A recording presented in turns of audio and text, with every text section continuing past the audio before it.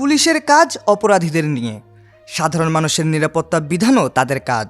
সর্বোপরি আইন শৃঙ্খলার সুরক্ষার কাজ করে পুলিশ, আর এতে করে পুলিশ মানে আরেকটা ভয়ের বিষয়। কিন্তু বানর পুলিশকে ভয় না পেয়ে উল্টো থানাতেই অবরুদ্ধ করে রাখে। ঘটনাটি থাইল্যান্ডের। প্রায় 200 বানরের একটি দল দেশটির একটি পুলিশ স্টেশনে হামলা করে সেখানকার পুলিশদের বেশ কয়েক ঘন্টা আটকে রেখেছিল। থাইল্যান্ডের মধ্যাঞ্চলের লপবুরি প্রদেশে শনিবার 16 নভেম্বর এমনই এক ঘটনা ঘটেছে।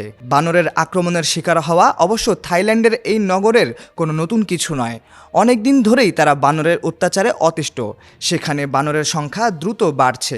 খাবারের খোঁজে বানরের দল যখন তখন লোকালয়ে যেখানে সেখানে হানা দিচ্ছে। কখনো কখনো সেগুলো আক্রমণাত্মকও হয়ে উঠছে। উচ্ছৃঙ্খল বানরের দলকে আটকাতে নগর কর্তৃপক্ষ বিশেষ ধরনের বেষ্টনীও নির্মাণ করেছে, কিন্তু তাতে সব সময় শেষ রক্ষা হচ্ছে না। যেমনটি হয়েছে লপবুরি পুলিশ স্টেশনে। শনিবারই হঠাৎ প্রায় 200 বানর বেরিয়ে আসে এবং নগর জুড়ে তাণ্ডব শুরু করে। এক পর্যায়ে বানরের একটি দল লপবুরি থানায় হানা দেয়। পুলিশ ক্যাপ্টেন সোমচাই সিদি সোমবার 18 নভেম্বর এএফপিকে বলেন, খাবারের খোঁজে বানরের দল থানার ভেতরে ঢোকার চেষ্টা করছিল। তাদের আটকাতে আমরা ভবনের সব দরজা জানলা বন্ধ করে দিয়েছিলাম। এই পুলিশ কর্মকর্তার ভয় ছিল বানরের দল ভবনের ভেতরে ঢুকে তাণ্ডব চালাতে পারে, তছনছ করতে পারে থানার নথিপত্র সহ পুলিশ স্টেশনের অনেক জিনিসপত্র।